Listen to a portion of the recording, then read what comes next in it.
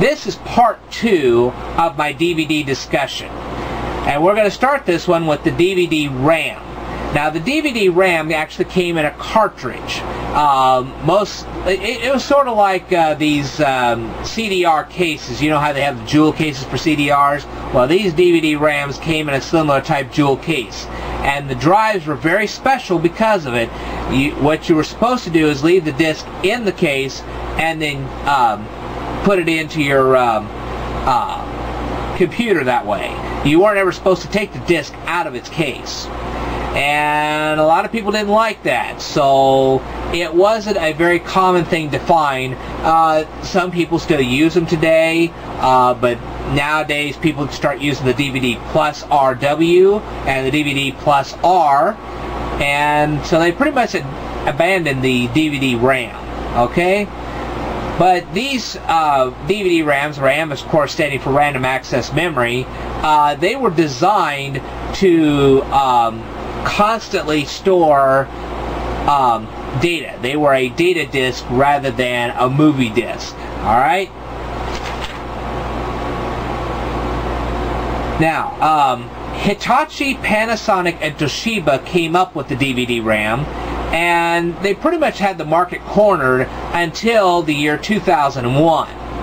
And then after that, other people started making them, and like I said, they just weren't a big hit. The first generation of these discs were a mix of phase change and magneto-optical technology, and that made it possible to store 2.6 gigabytes of data on each side of the disc. Now, of course, there are second generation discs these days, and they can store up to 9.4 gigabytes of data, depending on whether they're single layer or dual layer. So, what about DVD+RW?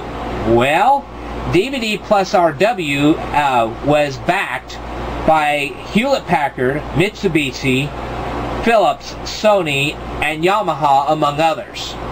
And the first generation of DVD+RWs didn't actually really ship out to the mass market. Some people got them, and most people did not. What you have today is the second generation of DVD+RWs, and they can store 4.7 gigabytes of data on each side of the disc. And it is from the DVD+RW that we derive the DVD+R, and so this is really kind of a proprietary thing. Nowadays the disc burners can handle both the DVD-R and the DVD+R, but back in the day, because they had some rivalry in their manufacturing capabilities, the DVD+R was kind of a proprietary format, and the DVD-R was just for the general public. So that's where the beginning of the separation came from. DVD+R and DVD+RW would be used more often for data storage, whereas the DVD-R would be more used for video.